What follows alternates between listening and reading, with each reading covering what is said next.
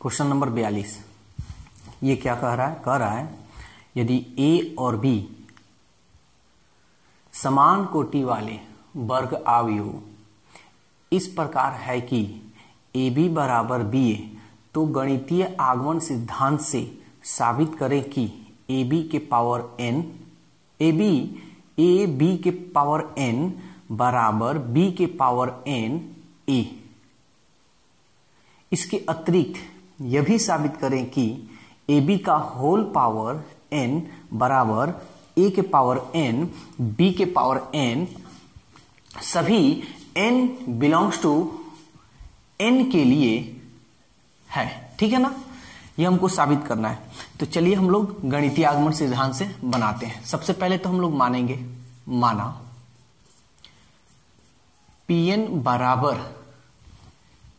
ए B के power n बराबर b के पावर n। ठीक है ना। अब यहां हम लोग मानेंगे, चूंकि ये डायरेक्ट लिख देते हैं P1। ठीक है ना, P1। तब P1 लिए हैं तो हम क्या करेंगे, P1 के लिए या हम लिख सकते हैं ऐसे भी, चाहे ऐसे ही लिखिए, चूंकि n = 1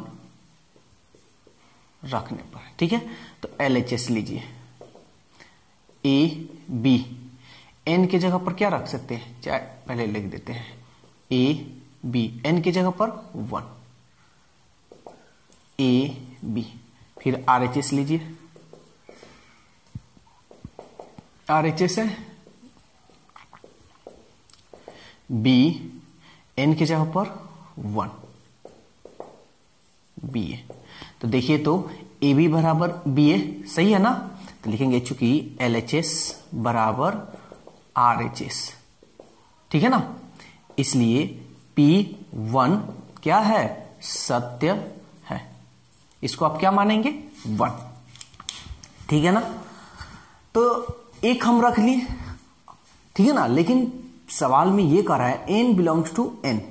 n belongs to n का मतलब ये हुआ कि n के जगह पर 1 2 3 यानी कैपिटल वाला जो n है ये नेचुरल नंबर कहते हैं, जिसको प्राकृतिक संख्या।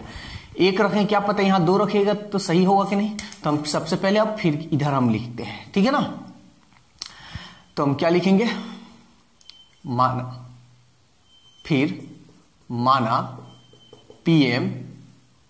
ठीक है, माना फिर माना Pm बराबर क्या, ए बी के पावर n की जगह पर m बराबर b के पावर m ए। ठीक है ना, इसको आप चाहे तो 2 लिख सकते हैं, लिखिए चाहे ना लिखिए, आप लिख सकते हैं। चलिए 2। ठीक है ना, तो ये हो गया। अब हम क्या करेंगे, लिखेंगे चूंकि हमें साबित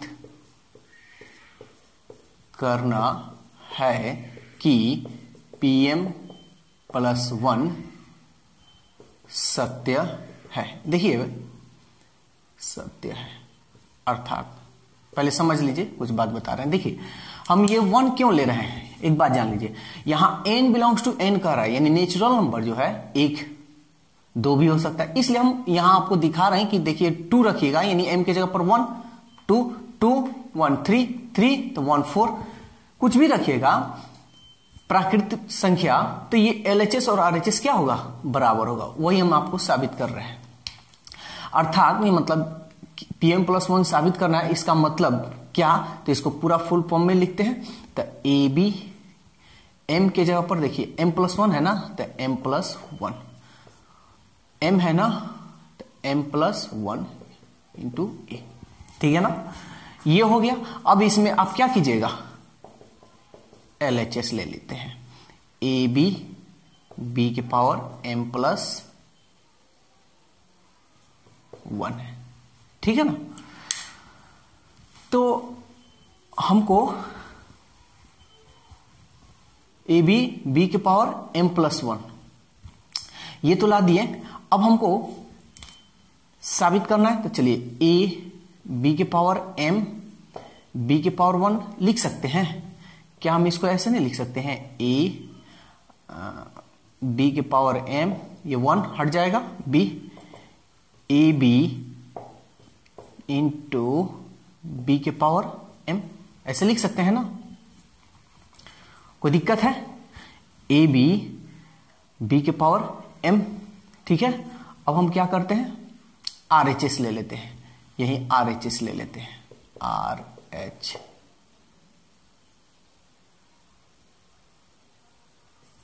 S कहाँ है, ये वाला है, b के power m plus 1 into A, ठीक है।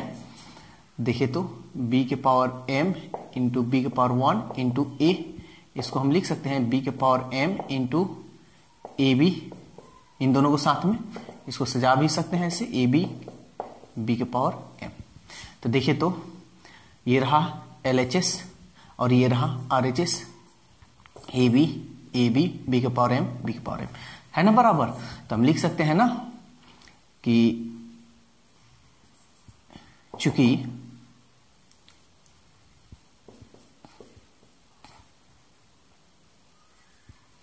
PM सत्य होने पर PM प्लस 1 भी सत्य है, ठीक है। इसको हम क्या मान लेते हैं, इसको हम 3 मान लेते हैं, ठीक है ना। अब देखिए कि यहां P1 रखे थे, यानी P1 रखे थे तो ये भी LHS और RHS बराबर आ गया, और यहां M प्लस 1 रखे हैं, यानी एक के जगह पर 2 रखे हैं, ये भी हमारा LHS RHS क्या हुआ, बराबर हुआ। तो जब दोनों बराबर है तो हम लिख सकते हैं ना कि चूंकि समीकरण 1 और 2 से गणितीय आगमन सिद्धांत से n बिलोंग्स टू n के लिए क्या है, सत्य है। यही हमको प्रूव करना था।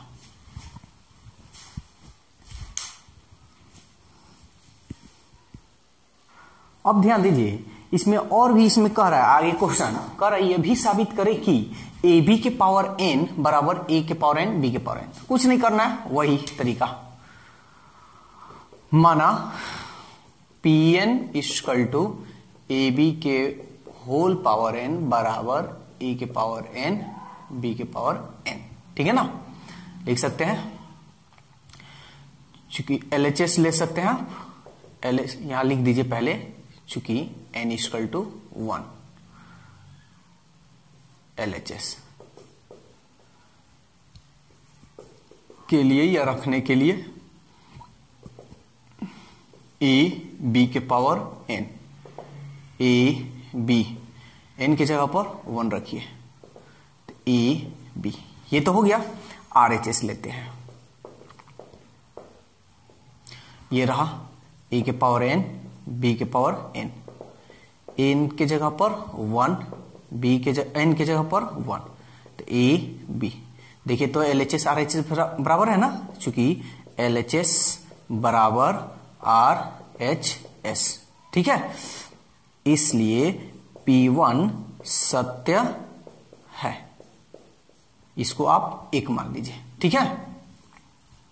अब हम ये तो हो गया, अब लिखेंगे फिर माना PM, फिर माना PM बराबर, अब हम PM मान लिए, n की जगह पर क्या मान लिए हैं, PM, तो AB, यहां देखिए n है तो n है, तो यहां m है तो यहां क्या होगा, m होगा, m बराबर a के पावर m b के पावर m, इसको आप मान सकते हैं 2। यहां लिखिए हमें साबित करना है कि PM प्लस 1 सत्य है, अर्थात, ठीक है, अर्थात। तो देखिए यहां m प्लस 1 आ गया है, तो हम भी क्या करेंगे, m प्लस 1 रखेंगे, m प्लस 1 बराबर ए के power m plus 1 into B के पावर m प्लस 1। यही हमको क्या करना है, साबित करना है। और साबित करने के लिए आपको ये तरीका भी हम बता दिए हैं। तो चलिए LHS लेते हैं। ए बी के पावर m प्लस 1, ए के पावर m प्लस 1, बी के पावर m प्लस 1, ए के पावर m इंटू बी के पावर 1, बी के पावर m इंटू बी के पावर 1, ऐसे लिख सकते हैं। सॉरी यहां ए है ना जी, ए है तो ए बी, ए के पावर m बी के power m into A B, इसको दोनों को साथ में ले लिया। इसको ऐसे भी लिख सकते हैं ना, A B into A B के पावर जो m है m लिख सकते हैं। ठीक है, पावर सेम है तो हम नीचे वाले गुना कर दिए, वो पावर को नीचे ऊपर लिख दिया। तो ये LHS हो गया। अब हम क्या करेंगे, RHS लेंगे। RHS ये रहा, ए के power m plus 1 into B के पावर m प्लस 1। देखिए आप ये सोच रहे होंगे कि ये जैसे है तैसे दिया है, नहीं, इसको आपको तोड़ना है। ठीक है ना, इसको क्या करना है, आपको तोड़ना है और तोड़कर इसको साबित करना है। ठीक है, एकदम एक एक खंडन करना है। ये नहीं कि ये ऐसे लिख दिया, यहां ऐसे है तो इसको इधर लिख दें, ऐसे नहीं, पूरा खंडन कर देना है, इसको पूरा तोड़ना है। ए के पावर m इंटू ए के पावर 1, बी के पावर m इंटू बी के पावर 1, ये दोनों को साथ में ले लेते हैं। ए के पावर m बी के पावर m, ये ए बी, इसको हम ऐसे लिख सकते हैं ना, ए बी का पावर m। तो देखिए तो LHS और ये रहा RHS, ए बी के पावर m, ए बी के पावर m है ना बराबर। तो लिखेंगे चूंकि LHS बराबर RHS। ठीक है, LHS बराबर RHS। तो हम लिखेंगे चूंकि PM सत्य होने पर PM प्लस 1 भी सत्य है।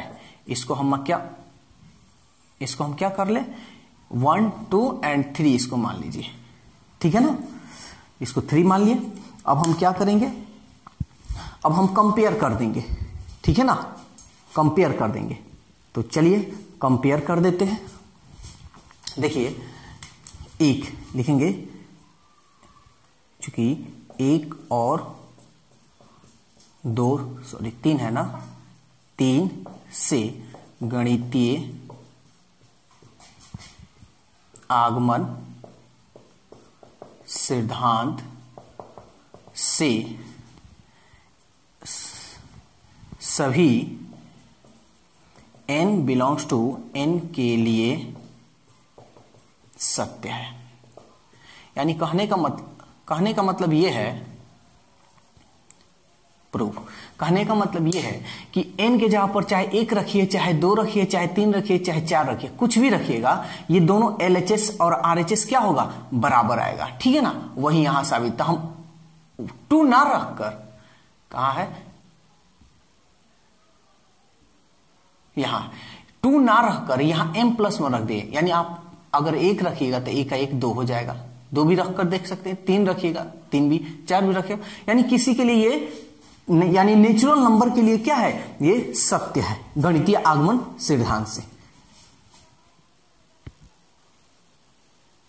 चलिए क्वेश्चन नंबर 43 अब हम लोग देखते हैं। देखिए ये क्या कह रहा है, कह रहा है किसी व्यापार संघ के पास 30,000 रुपयों का कोष है, जिसे 2 भिन्न भिन्न प्रकार के बांडों में निवेश करना है। प्रथम बांड पर 5% वार्षिक तथा द्वितीय बांड पर 7% वार्षिक ब्याज प्राप्त होता है। आव्यूह के प्रयोग द्वारा यह निर्धारित कीजिए कि 30,000 रुपये के कोष को 2 प्रकार के बांडों में निवेश करने के लिए किस प्रकार बांटे, जिससे व्यापार संघ को प्राप्त कुल वार्षिक ब्याज 1800 रुपये। ये देखिए, ये जो दिया है ये वार्षिक ब्याज है, सालाना ब्याज है, ये भी वार्षिक ब्याज है। ठीक है ना, तो ये सवाल जो बनाना है आव्यूह यानी मैट्रिक्स का प्रयोग करना है, और अभी गुणन, गुणन मतलब दोनों का गुणा करने पर, गुणा मतलब गुणे के रूप में, ठीक है ना। तो इसको हम लोग कैसे बनाएंगे? तो सबसे पहले हम एक बात आपसे पूछें कि अच्छा आप बताइए कि आप 10,000 रुपया बैंक में जमा किया, ठीक है ना, और 2% की दर से ब्याज लग रहा है आपको, ठीक है, यानी 2% की दर से वो ब्याज बैंक आपको दे रहा है। तो बताइए 1 साल के बाद या 2 साल 3 साल, तो यहां हम समय नहीं दे रहे हैं क्योंकि यहां समय नहीं दिया है, ठीक है ना।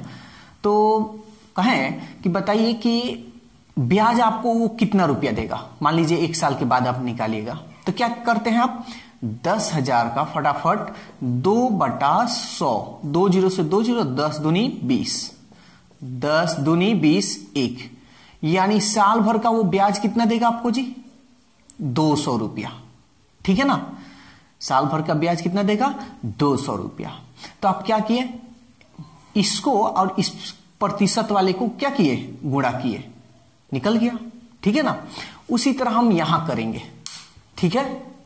कभी भी ऐसा ही निकालते हैं तो P गुणे R गुणे T/100 होता है। तो मेरा तो यहां T दिया नहीं है, T मतलब समय दिया नहीं है, तो इसको हटा सकते हैं, ठीक है ना। या T मान भी सकते हैं एक, यहां T 1 वर्ष मान लीजिए, तो 1 साल का ब्याज आपको इतना मिलेगा, तो 2 साल का ब्याज 400 रुपया मिलेगा, यही ना होगा जी। तो चलिए अब हम लोग क्वेश्चन बनाते हैं 43 नंबर, ठीक है।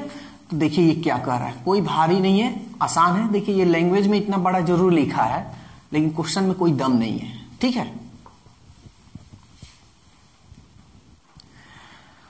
देखिए तो यहां कह रहा है कि 2 प्रकार के बांडों में निवेश करना है, ठीक है। हम मान लेंगे यहां, माना प्रथम बांड में निवेश, प्रथम बांड में कितना निवेश किए? X रुपया, और दूसरे बांड में निवेश बताइए क्या कीजिएगा। तो समझिए टोटल रुपया कितना है? 30,000 रुपया है। 30,000 रुपया को 30,000 मान लीजिए, गवर्नमेंट आपको 30,000 रुपया दिया, कहा कि 2 जगह आपको बांटना है, ठीक है ना। तो जो 2 जगह बांटना है, आपने एक जगह क्या किया कि 10,000 रुपया बांट दिए। आपने एक जगह क्या किया? 10,000 रुपया बांट दिए। तो दूसरी जगह कितना बांटिएगा? तो क्या कीजिएगा, टोटल तो आपके पास 30,000 है, 10,000 आपने तो बांट दिया, तो 30,000 में से इस 10,000 को क्या कीजिएगा, घटाइएगा, यानी 20,000 रुपया और बांटिएगा दूसरी जगह, ठीक है ना। तो हम मान लीजिए प्रथम बांड में वो निवेश कर रहा है X रुपया, टोटल पैसा हमारे पास 30,000, तो दूसरे बांड में कितना निवेश करेगा? तो हम 30,000 में से ये X रुपया क्या करेंगे, घटा लेंगे, ठीक है ना। तो ये प्रथम बांड में निवेश किया X रुपया और दूसरे बांड में निवेश किया 30,000 माइनस X रुपया, ठीक है। अब हमको इसका आव्यूह बनाना है, तो चलिए हम लोग आव्यूह बनाते हैं। ध्यान दीजिएगा यहां पे, तो हम ब्याज निकालते हैं, ठीक है ना। कुल ब्याज, कुल ब्याज, कुल ब्याज कितना दिया है आपका? 1800 रुपया। ए नंबर ये हम बना रहे हैं, कुल ब्याज 1800 रुपया दिया है। तो देखिए तो प्रथम निवेश X, देखिए ये लिखने का तरीका कोई भारी नहीं है, आप ये मत समझिए कैसे लिखेंगे कैसे नहीं, यहां ध्यान दीजिएगा, हम सब बताएंगे आपको। X रुपया, ये 30,000 माइनस X, आव्यूह गुणन का प्रयोग करना है। तो ये क्या हम निकाल रहे हैं? कुल ब्याज निकाल रहे हैं, कुल ब्याज, ठीक है ना। तो ये हम ब्याज लिख रहे हैं, तो ये तो अभी मूलधन है ना जी, ये तो पैसा हमारे पास है, तो ये मूलधन हुआ। और ब्याज हमको निकालना है, तब ब्याज निकालने के लिए मूलधन यानी SI निकालना है, यानी सिंपल इंटरेस्ट, P गुणे R, T इसमें तो टाइम दिया नहीं है इसलिए T छोड़ देंगे, तो R से गुना करेंगे। अब R आपका है क्या? देखिए प्रथम बांड पर कितना निवेश करना है? 5%, और दूसरे पर कितना करना है? 7%। समझिए हमको इसको गुणा करना है, ध्यान दीजिएगा। इसको आप ऐसे भी लिख सकते हैं, इसको भी ऐसे लिख सकते हैं, ठीक है ना। तो हम बताएं आपको दो मैट्रिक्स का गुणा करना। दो मैट्रिक्स का गुणा कब किया जा सकता है? जब m गुणे n रो कॉल्यूम और इसका n गुणे m हो, यानी ये और ये दोनों क्या होना चाहिए? समान होना चाहिए, बराबर होना चाहिए। तो चलिए हम ये मिलाते हैं पहले। इस ऐसे लिखने से क्या होगा? एक रो, एक दो कॉलम, एक रो, एक दो कॉलम। बराबर आ रहा है? नहीं आ रहा है तो ऐसे लिखना क्या होगा? गलत हो जाएगा। आप किसी एक को ही चेंज कीजिए, ठीक है? तो ऐसे लिखे तो नहीं हो रहा है। आप किसी एक को ही चेंज कीजिए। तो हम क्या करते हैं? ऐसे लिख देते हैं 5%, 7%। गुणा करेंगे तब में ना ब्याज निकलेगा, ठीक है? कुल ब्याज, ये नहीं कि जोड़ मत दीजिएगा, ठीक है ना? यहां हम आव्यूह का प्रयोग कर रहे हैं, गुणा कर उसके बाद जोड़ा जाता है, इसलिए कुल हो गया, ठीक है ना? मान लीजिए प्रथम वाला का द्वितीय वाला का दोनों को जोड़े, ब्याज निकालेंगे तब जोड़ेंगे तब ना कुल होगा। तो हम आव्यूह का प्रयोग कर रहे हैं तो गुणा कर उसके बाद जोड़ते ही हैं, ठीक है ना? तो चलिए अब देखते हैं।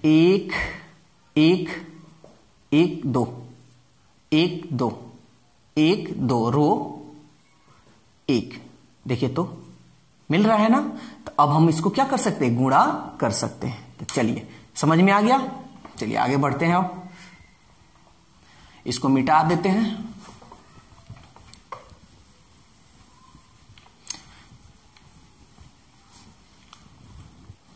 तो कुल ब्याज ये रहा। कुल ब्याज दिया कितना है? 1800 रुपया। बस बन गया आपका सवाल। अब आपको गुणा करने तो आता ही है, तो गुणा कीजिए और इसको बनाइए। तो चलिए हम गुणा करते हैं, ठीक है ना?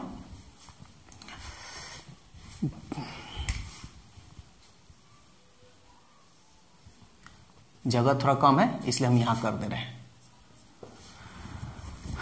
प्रथम रो फर्स्ट रो से फर्स्ट कॉलम में, तो देखिए यहां प्रतिशत में है, तो प्रतिशत में है, चलिए कोई बात नहीं, आप यहां प्रतिशत में ही रहने देते हैं, ठीक है ना? चलिए गुणा करते हैं। आप इसको चेंज भी कर सकते हैं, कर बता दें। देख लीजिए प्रतिशत है ना, तो 5/100 ना लिखिएगा। 5/100 का मतलब क्या हुआ? 1 2 0, यानी 2 अंक के पहले 1 2, ठीक है? 7% है, 7/100 लिखिएगा। इसका मतलब क्या? 7 1 2 0 है, 1 2। तो आप इसके जगह पर ये भी लिख सकते हैं, इसके जगह पर ये भी लिख सकते हैं, और नहीं तो फिर आपको प्रतिशत को क्या करना होगा? चेंज करना होगा। तो नहीं है तो हम यही कर देते हैं। कर दे कि छोड़ दे? चलिए छोड़ देते हैं, ठीक है ना? आगे कर देंगे, कोई दिक्कत नहीं है। तो फर्स्ट रो से फर्स्ट कॉलम में इसमें कीजिए 5x प्रतिशत, ठीक है ना? फिर इसको इसमें कीजिए, आ रहा है समझ में? तो इसको हम इसमें करेंगे, फर्स्ट रो से फर्स्ट रो फर्स्ट कॉलम। ध्यान से समझिएगा, ये हो गया। अब इससे हम पूरा इसमें करेंगे। तो 7 3 21 प्लस जोड़ेंगे ना, क्योंकि अभी हम बोले हैं कि कुल ब्याज मतलब गुणा कर उसके बाद जोड़ते हैं।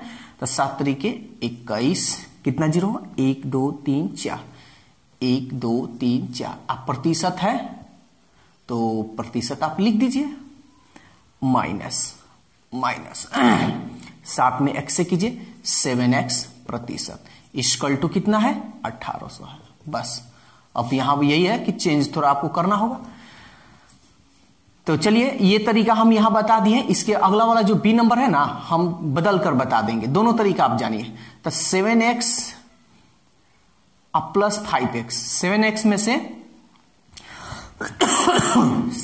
से 5x गया, माइनस 2x प्रतिशत, प्लस 21 पे कितना जीरो है? 2 2 4 प्रतिशत, इक्वल टू 1800। हम प्रतिशत को बदल देते हैं, ठीक है?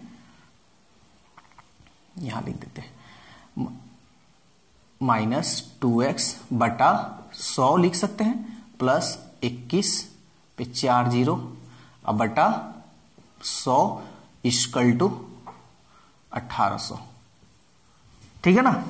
तो चलिए यहां तो जगह कम है, हम यहां बता देते हैं। ठीक है, यहां इधर हम बता देते हैं, इसको हम मिटा देते हैं, नीचे वाले को बस मिटा देते हैं।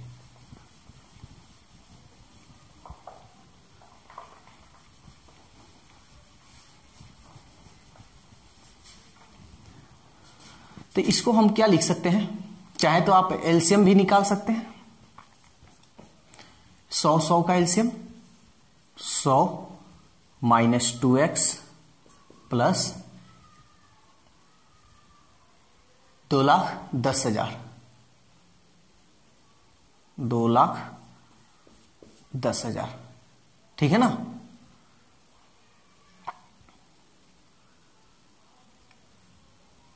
बराबर 1800। इसको हम इधर भेज देते हैं,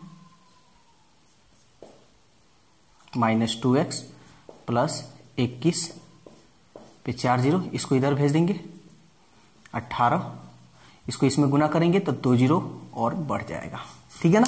आपको मालूम होगा कि कभी भी बराबर का चिन्ह होता है, ठीक है ना, कभी भी बराबर का चिन्ह होता है तो तिरछा तिरछी गुणा करते हैं हम लोग।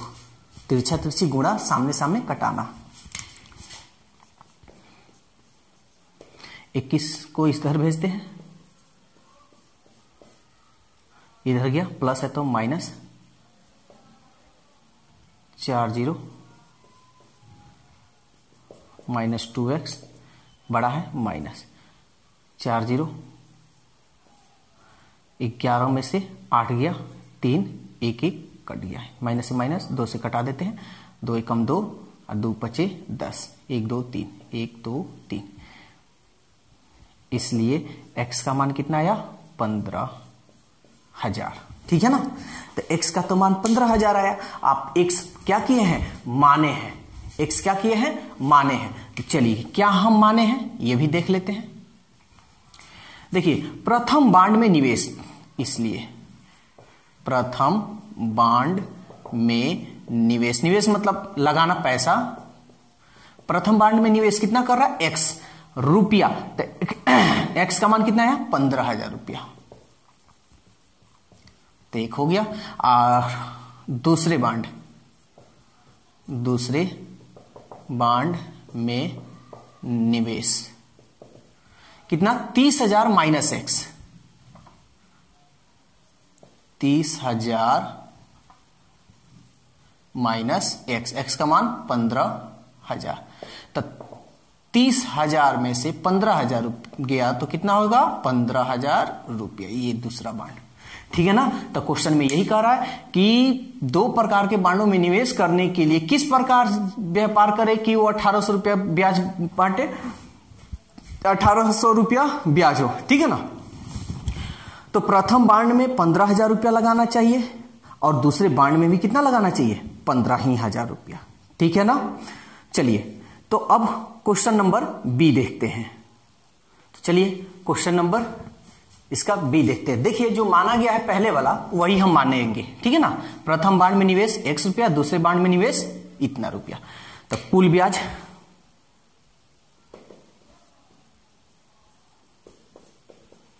कुल ब्याज कितना है जी आपका, 2,000 रुपया है। बी नंबर है ये जी। तो आव्यूह गुणन का प्रयोग करना है। तो आव्यूह गुणन का प्रयोग कीजिए। पहला x, दूसरा 30,000 माइनस x, यही है ना, 30,000 माइनस x। इसको गुणन के रूप में लिखना है तो हम ऐसे लिखेंगे, बताए हैं। ऐसे लिखेगा तो नहीं होगा, एक बार फिर समझा देते हैं। तो प्रथम में है 5%, पहले वाला में था कितना, 5%, दूसरे वाले में कितना है, 7%। क्वेश्चन नहीं दिखाई दे रहा होगा तो अपने बुक में देख लीजिएगा। स्टूडेंट्स फ्रेंड्स का ये बुक का ये क्वेश्चन है, केसी सिन्हा। तो पहले इसको देखते हैं, क्या इसको गुणा करना संभव है। 1 1 2 1 2 1, देखिए तो ये गलत हो रहा है क्या जी, 1 सही है, सही है, सही। 1 ये दोनों मिल रहा है ना, 2 2, तो इस तरह हमारा गुणा करना सही है। ऐसे करेंगे तो नहीं होगा। तो हम आपको एक बात बताएं कि ऐसे भी बना सकते हैं, बनाए भी हैं। इसको प्रतिशत में जो है इसको बदल देते हैं। 5% को हम क्या लिखेंगे, 5/100, 2 जीरो है तो 2 अंक पहले, फिर 7% है 7/100, 1 2 अंक पहले लिख सकते हैं ना। तो 5% की जगह पर आप लिख दीजिए 0.05। देखिए इस तरीका से हम बता दिए। अब दूसरा तरीका देख लीजिए, जो आपको अच्छा लगे उस तरीका से आप बना सकते हैं। कुल ब्याज इतना हुआ, अब ब्याज कुल दिया कितना है जी, 2000।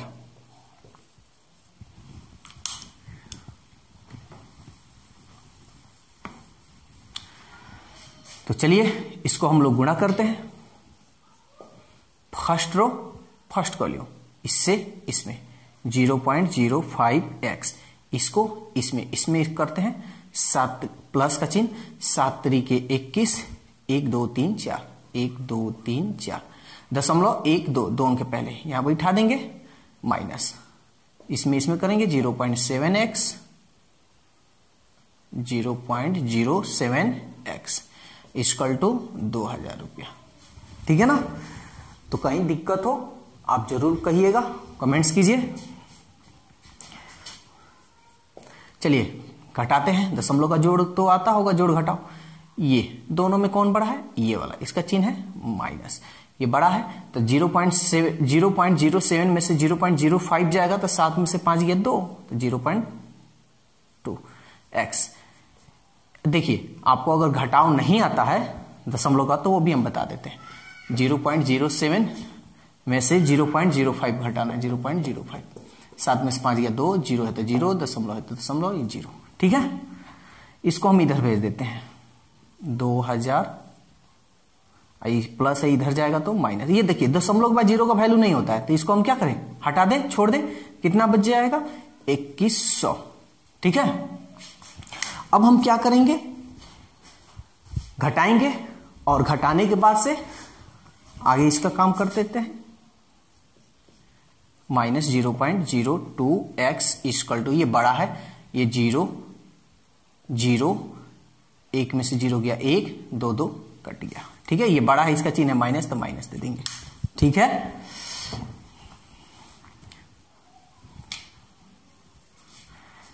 ये माइनस से माइनस हम कटा सकते हैं। ये 0.02 है ना, तो 2 दशमलव के लिए हम लोग क्या लिखते हैं, बटा में 1। दशमलव बाद कितना अंक है, 1 2, ये चर को नहीं काउंट करते, 1 2 तो नीचे 2 0 और ये x है तो x लिख देते हैं इक्वल टू 100। हम अभी बताएं बराबर का चिन्ह होता है तो तिरछा तिरछी गुणा करते हैं। इसको इसमें कीजिए 100 और 1 2 0 है, 2 0 कटा दीजिए, 2 5 10, 1 2 3, 1 2 3, इसलिए x का मान कितना आया 5000। x क्या माने हैं तो देखिए प्रथम बांड में निवेश, इसलिए प्रथम बांड में निवेश, प्रथम बांड में निवेश आपने कितना किया, x रुपया, यहां कितना निकला 5000 रुपया, ये हो गया। फिर दूसरे बांड में निवेश, तो दूसरे बांड में निवेश, दूसरे बांड में कितने निवेश किए 30,000, 5,000, 3 0, 10 में से 5 गया 5 और ये बच गया 2।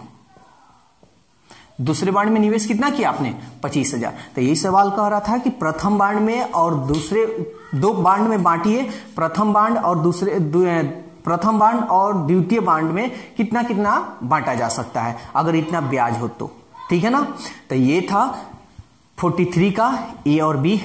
ठीक है, तो वीडियो अच्छा लग रहा है तो लाइक सब्सक्राइब तो करना ही है, कमेंट्स भी कीजिए अगर कोई भी आपको कोई प्रॉब्लम हो, और वीडियो अच्छा लगे तो आप इस वीडियो को हर जगह शेयर कीजिए।